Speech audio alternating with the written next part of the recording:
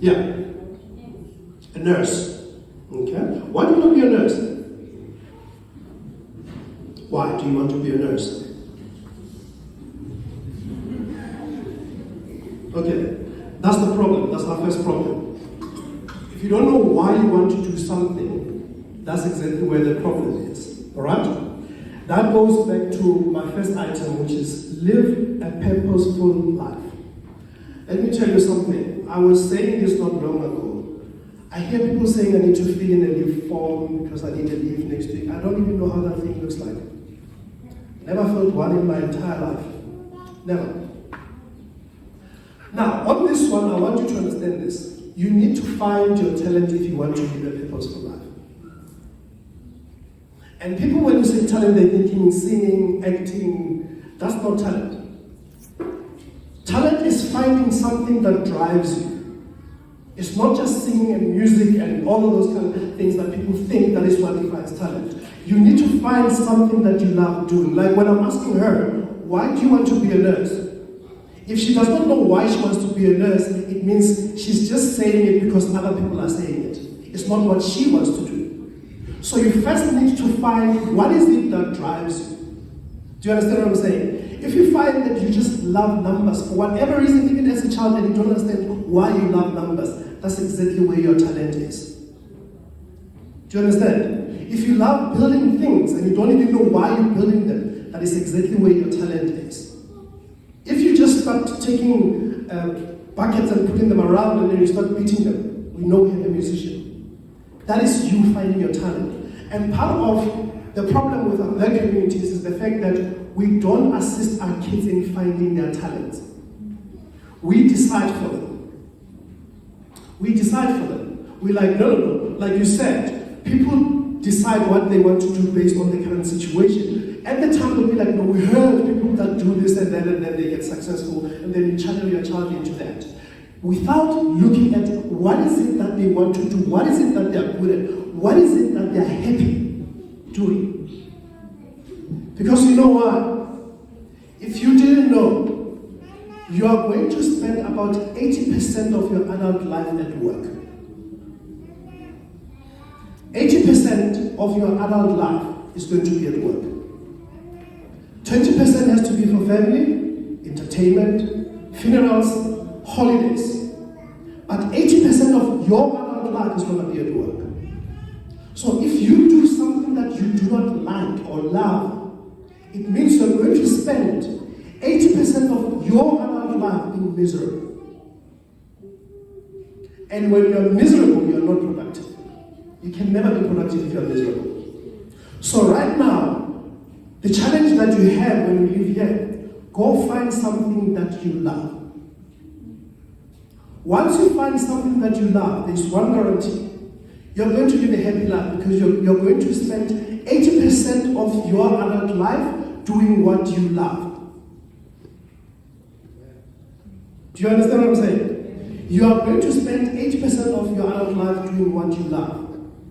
And 20% with family and holidays. So basically, you're just going to have a job for the rest of your life. You can ask my first lady here. When I'm working, I'm at the happiest. Some people can see my status updates on my WhatsApp saying 2 o'clock I'm up, 3 o'clock I'm up, and be like, yo, what's up on there? No, I'm actually at my happiest. When I'm in a role, I'm at my happiest. When I'm on set, I go crazy. Even if it deprives me of sleep and time to see people, that is where I find my happiness. And I'll tell you, I'm 42 years old this year. Then, I'm 42 years old this year. I don't feel 42. Because I'm happy. I love what I do. I can never trade it for anything else. When I finished my matric, I went and applied to do a degree in BCom measuring in economics, because I'm awesome at it. If you look at the subjects that I was doing at school, I used to teach English while I was in high school. My English teacher used to call me prof. My accounting teacher used to call me prof.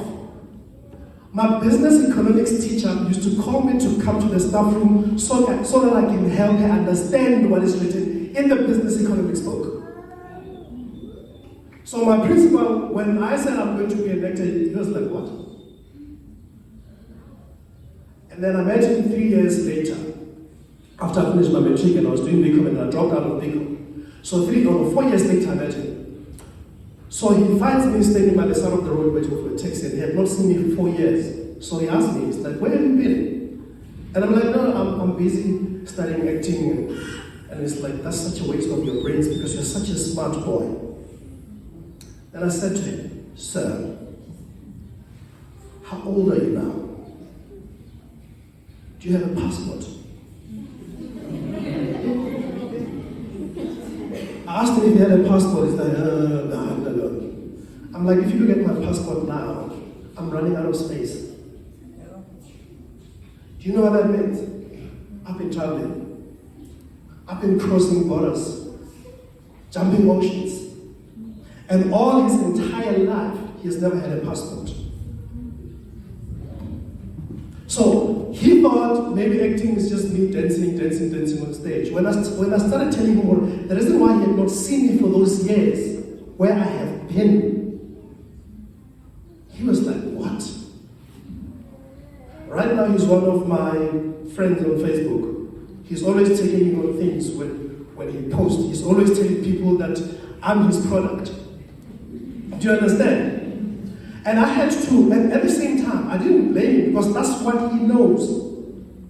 That's what he knows. So what I had to do was to teach him.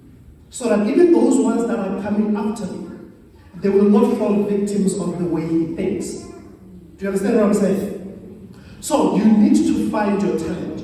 Once you find what you are good at, you will not work a single day in your life. You'll get paid to have fun. Are we together? Yeah. Anyone with a question? Make sense? Alright, now, let's talk about this. What do I mean when I say I'm going to teach you to forget everything else that is black? It starts with being apologetic. Black people have a very chronic illness of apologizing for everything. A person bumps into you or asks where. What are you sorry for? When a person is standing in your way, you don't say, excuse me, can I pass? Sorry. Why are you apologizing for your right of way? If that person applied logic, they would not be obstructing a path. So in this equation, that person is wrong. But you are the one that is apologizing. Why? Because we are taught to apologize. The second person and everyone else comes before us. That even when you are right, you have to apologize. That comes from everything else that you learn from a young age. You see, this thing is an African way, where if they want to give a child something, they ask them to do this. You don't do that to my kids. You don't do that. It happened at one family function at home, and then I saw they wanted my son to do this, and he was just like, what? And then I went to the auntie, I'm like, don't do that. Don't ask my kids to clap. He's like, no. So I took them over. I'm like, don't teach my kids the spirit of begging. If you give him whatever you are going to give him, he was going to take it and say, thank you. Now, the lesson here is, this is a spirit of begging. And thank you is an appreciation. You are not taught to appreciate, you are taught to beg. We start with those simple steps. A lot of things that are black about us are the very same things that stands between us and success. Most of the time, When you share a big dream and you share it with small minds, the first thing they're like, you. Why? Because they're taught everything else that is great does not belong to them.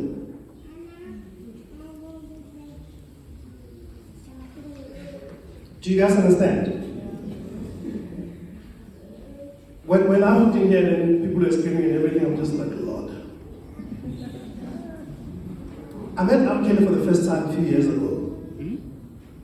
And I didn't scream. I was shocked and in disbelief in Santon when we came for the other concert with one of my friends that is a sound engineer. I was shocked and in disbelief. I didn't scream.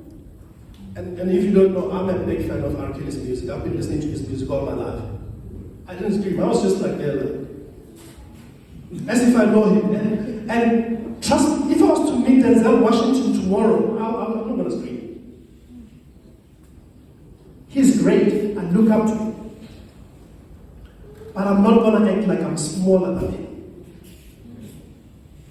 I'm going to learn from him. But the way I look at him, he's my colleague. We are taught to think we are small, and things that are great do not belong to us. It starts with simple things of begging for stuff. Don't beg. If it's yours and they deprive you of it, that guy up there, I always say God doesn't smoke Vaseline. God doesn't smoke cheap drugs. That guy up there, if they deprive you what is yours, just around the corner, he's going to give you something that is 10 times bigger than what they deprived you of. Once you understand that principle, you won't beg. You can be poor, but full of pride. But pride, it shouldn't be a toxic pride. It should be a pride that I know my value, I know what I'm worth. When I started in the industry, sometimes when we negotiate our salaries on how much we want to get paid. In television, we don't get paid the same amount of money. Everybody negotiates their money. You and I can work, and I can say 2 lines, but because I have 17 years experience, I'll be paid 50,000 and be paid 10,000 rands. And you say more nonsense than I'm going to say. So, one of my friends, Jed Nobuka, said to me, never allow politics of the stomach to influence your decisions. Do you know what that means? When you negotiate, do not negotiate because you're hungry. If you negotiate based on hunger, you're going to rob yourself. Here's a trick that I learned when I was in high school. I didn't always have money. Most of the time, I didn't have stuff to take. I didn't have lunchbox to go to school, so I'd eat in the morning and make sure that I eat enough to last me the whole 8 hours at school. And then I'll come back and eat after school at 4 o'clock. Here's a trick that I learned. Sugar levels in your body. Once the sugar levels drop, you become extremely hungry. So I used to buy those Cadbury's that were golden and purple in the middle. They are concentrated in sugar. When I feel like my sugar levels are dropping, I'm getting hungry, I pop one. It shoots up, I feel full. When I started in the industry, when I used to go to auditions and go to places looking for my way in the industry, whenever I go to a place I'm going to negotiate a contract and I left the house hungry, I'll pop a Cadbury. When I open it, I'm not hungry. When this is full, this functions. When this feels empty, this stops functioning and you become desperate. Never allow politics of the stomach to influence this. Do you guys understand? Yes. That's where it works. So most of us black people, we are taught to negotiate from an empty stomach. You know when someone is like, at least, you know, black people like the word at least, they don't even know what it means. Because firstly, we are using it out of context.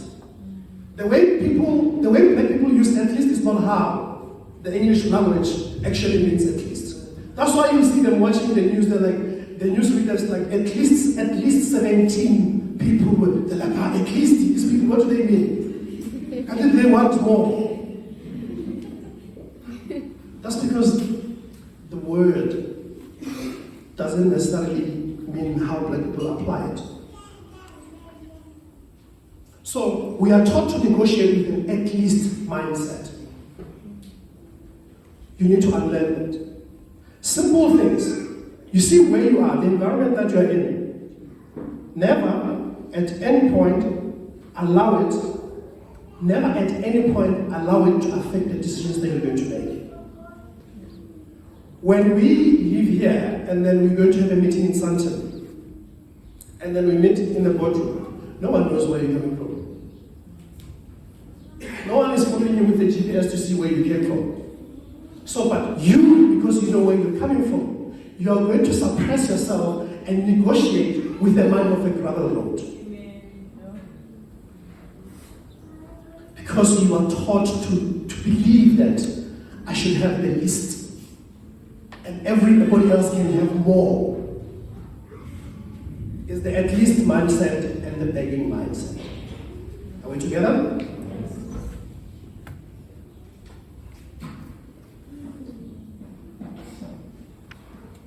Now, I said one of the points I want to be talking on is let education not be wasted on you.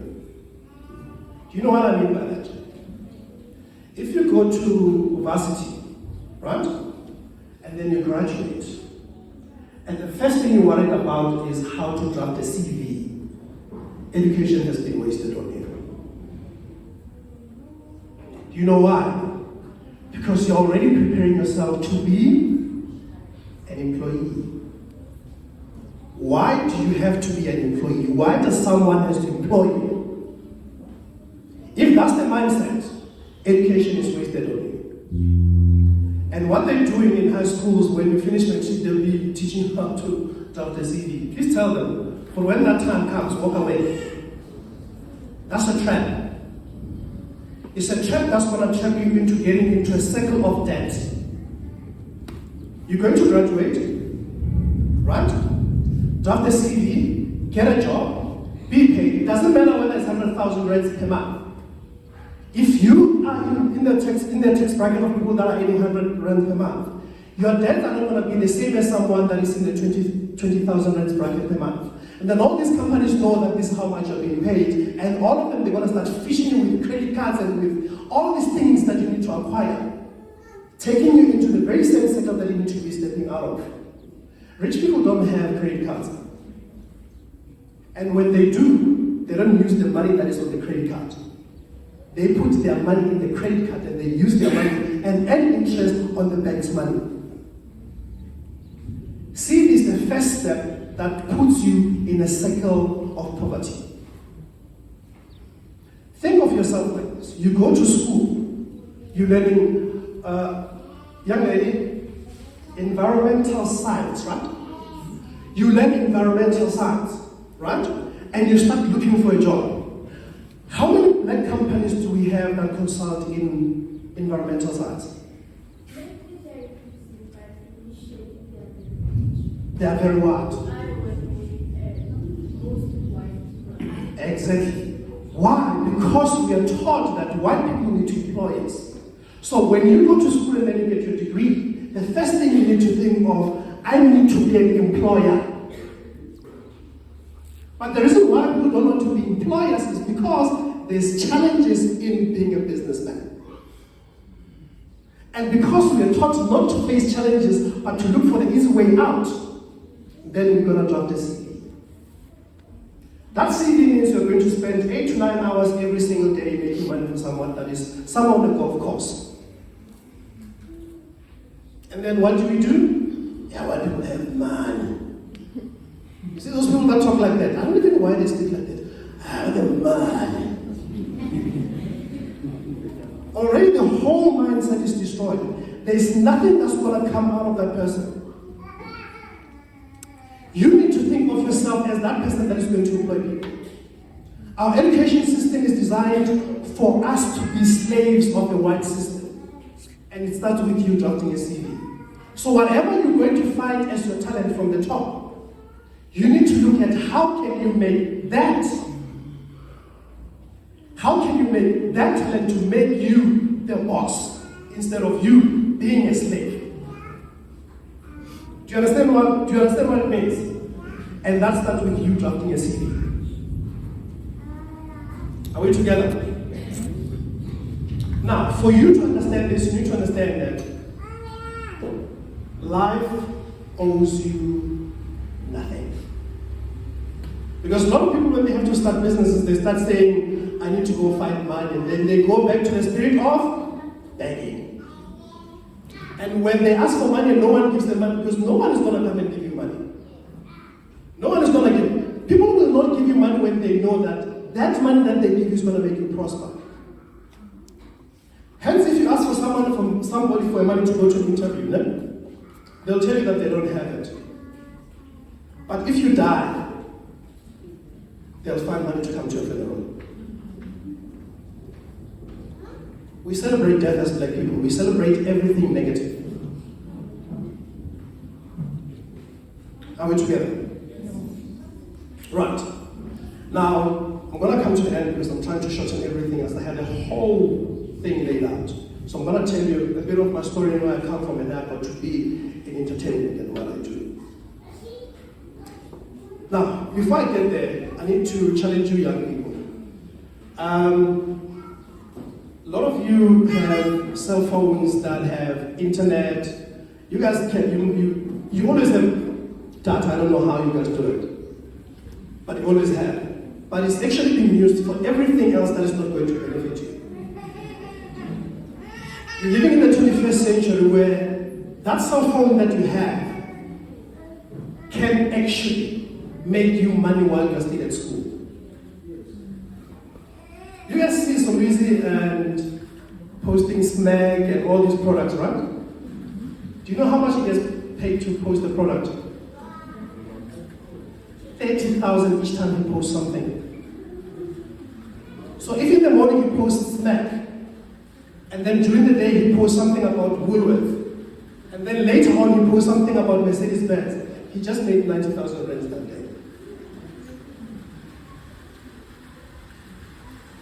Do you understand what I'm saying? You need to understand what you need to be doing right now. Instead of looking at all the jobs that used to be relevant, you need to be studying what is happening in the world right now. There's a big shift that is happening in the world, and if you do not feel it or see it, you are blind. You need to be studying how can you make money out of everything else that is happening right now. So, somebody posted 2 days ago that one income can no longer hold a household. And as a person, one income can no longer sustain a life at all. When you drop the CV and you go get a job, you know what that means? You're going to have one income. One income means one income per month, right? How many per year? 12. Wait. You want to be paid 12 times in 365 days. You want to be paid 12 days only in 365 days. Why? Why would you not do that to yourself? When we hear people talk about multiple streams of income, small minds will be like they are bragging. Because if you talk of great things in the presence of small minds, they say you are bragging. Do you understand what I'm saying? So you need to start learning how you can make multiple streams of income from everywhere else with everything else that is happening in the world. Are we together? I'll give you an example with myself. I don't get paid once. I don't know. I got paid yesterday. I'm getting paid on Tuesday. I'm getting paid on Thursday. I'm getting paid on Friday. I'm getting paid on Saturday. I'm going to be paid the other Monday. That's 6 payments in the space of 8 days, right? I've already covered 6 months of someone that dropped the receipt. And even that is passing by the road will be like this bragging. I'm not bragging. I'm inspiring you to understand what it means to have multiple streams of income. Do you understand what I'm saying? It starts with you learning everything else and also negotiating with this. This politics of this should not affect us. There's many roles that I could have done and I've walked away from them. Why? Because they wanted to play me nonsense. Just on Thursday, was it the estate? The estate, if you notice the estate of FFWC, they called me and then they gave me an offer. I was sitting, I think it was just after the kitchen and chilling with the kids, and then I get a call, and I'm like, they're going to have me. I'm very offended and I feel very much disrespected. The following day on my way to Durban to shoot the film, I've been in there and I came back on Thursday. The following day, Levish called me. The same thing, I was like, no. Vamos. That is because I know my value. I don't care how hungry I am. If it's not the value that I know I'm worth, I don't take it. Because the spirit of begging does not exist anymore. Right, I'm going to close it up, I'm going to tell you my story. I'm going to jump straight into the middle. I've already told you I grew up and everything else. In 2006, I was at the top of my career. Most of you were not born. And if you know the original generations, not this nonsense that they call the legacy, I don't know what rubbish is that. And the reason why generations still exist is because black people continue to watch it. Even when they have no idea what is happening, but they watch it. It's a habit. Human beings are creatures of habit. Every black household, 8 o'clock, without anyone thinking, the hand looks for a remote, and then it changes to SABC 1, and then they're walking around, not even watching. And when you do that, the ratings that generations they are going up. That's how television shows get to be extended. They check, if it's on when they go that look, one household might have 10 people. There's one television set, which means you have 10 people watching generations. And then they're going to count how many television sets were on SABC 1 at 8 o'clock in this area. And then they'll move to the suburbs. That's how they see how many people are watching generations. That's what we call ratings. And if a show has high ratings, it continues because it says people are watching it. Don't record this. Stop watching it, please. Stop. If you know, I was on it in 2018, and then I walked away from it because it was nonsense. So the original generations, it was in 2006. I was at the height of my career.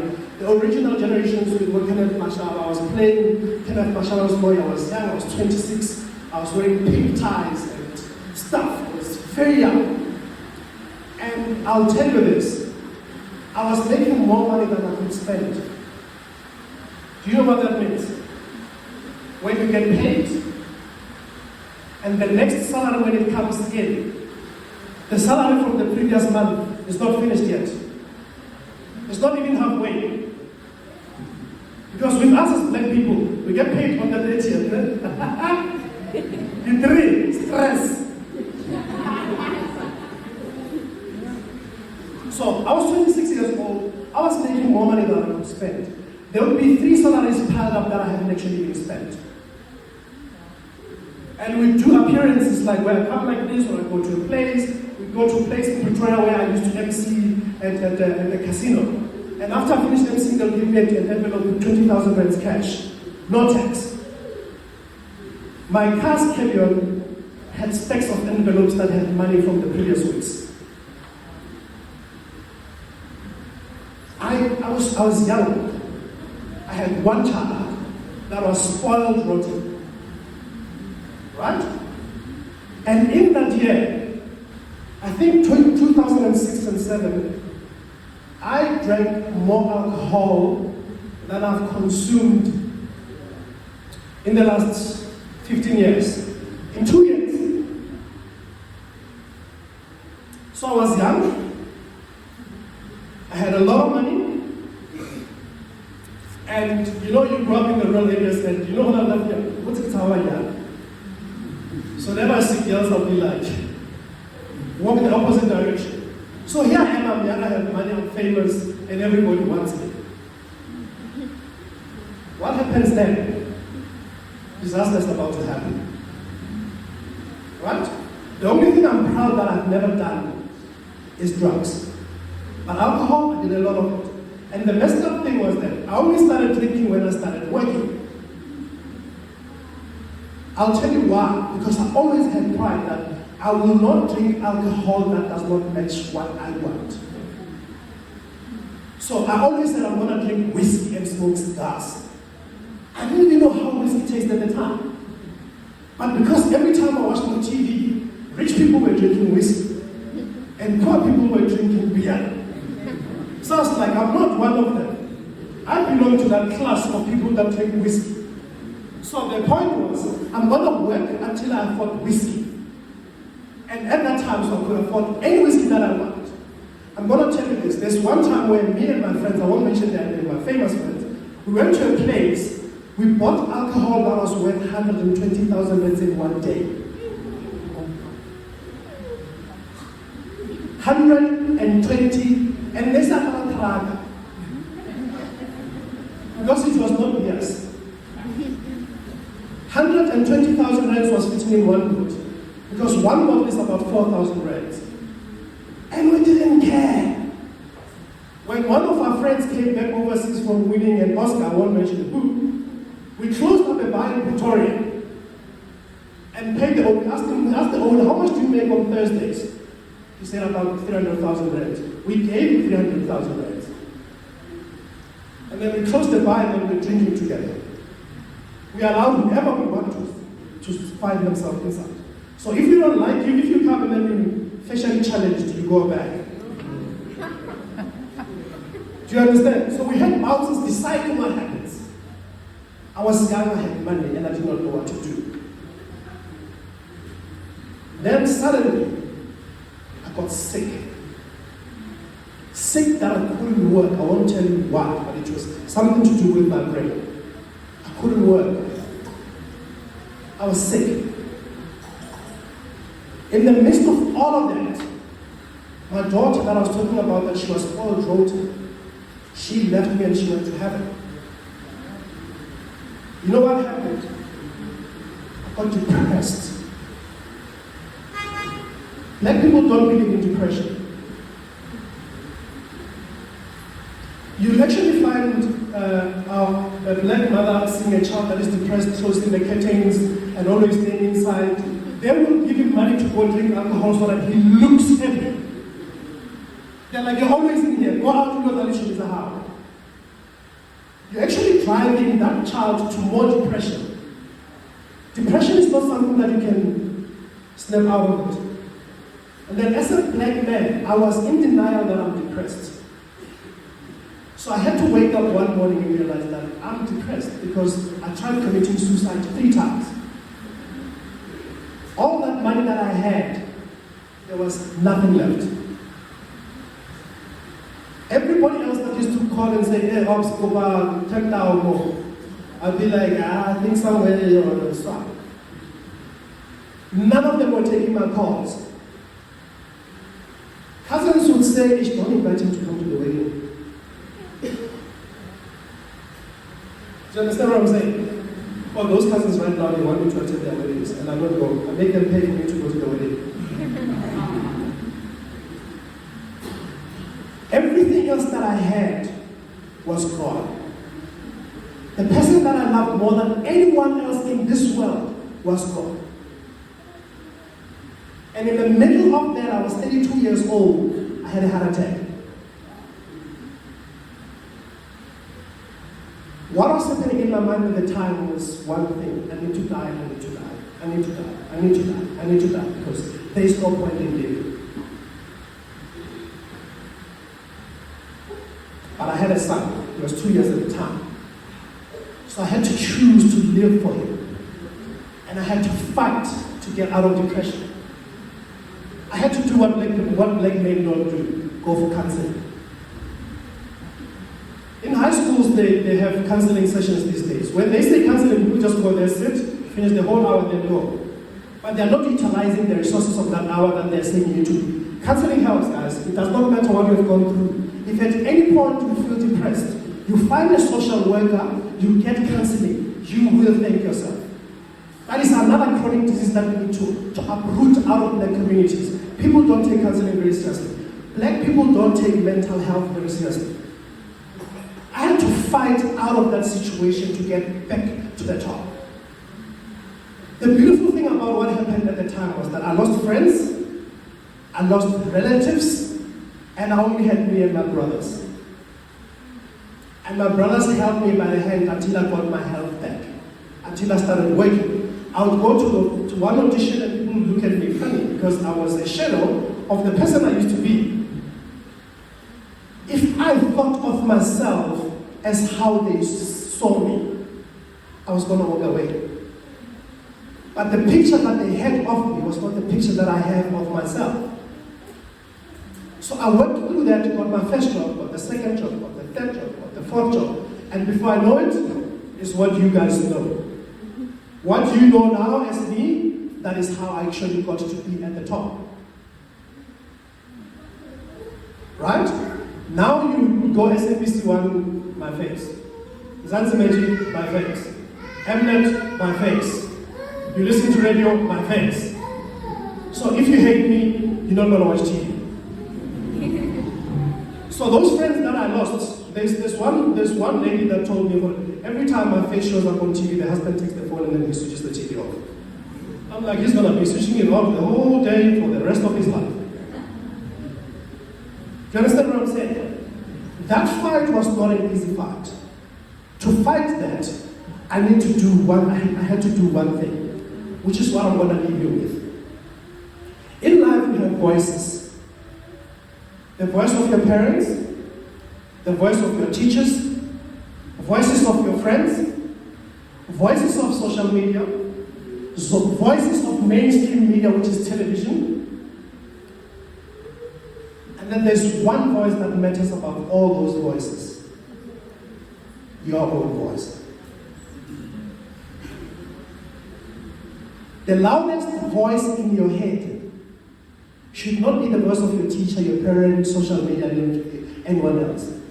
The loudest voice in your head needs to be your voice. Once you lose the voice in your head, which is your voice, and everybody else's voice dominates, you have lost yourself. Everything that you're going to do moving forward is going to be an influence of other people, but it's not going to be your decision. You think you made a decision and you did not make it. Someone else made it on your behalf. Which means you're living a life that is not yours, and then you're going to get sick. You get sick, you die young.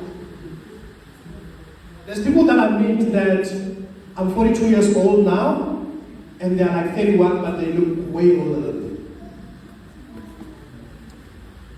The happier you are, the longer you're going to live. And if you want to be happy, find your talent. And listen to one voice and one voice only. The loudest voice in your head needs to be your voice. Other voices can be there and advise. But at the end of the day, when you sit down and you do stop taking, you put those voices down. The one that does not serve the purpose of the loudest voice, you push it aside, irrespective of who it is. You know what's the sad thing about our parents? They are going to die and leave us here.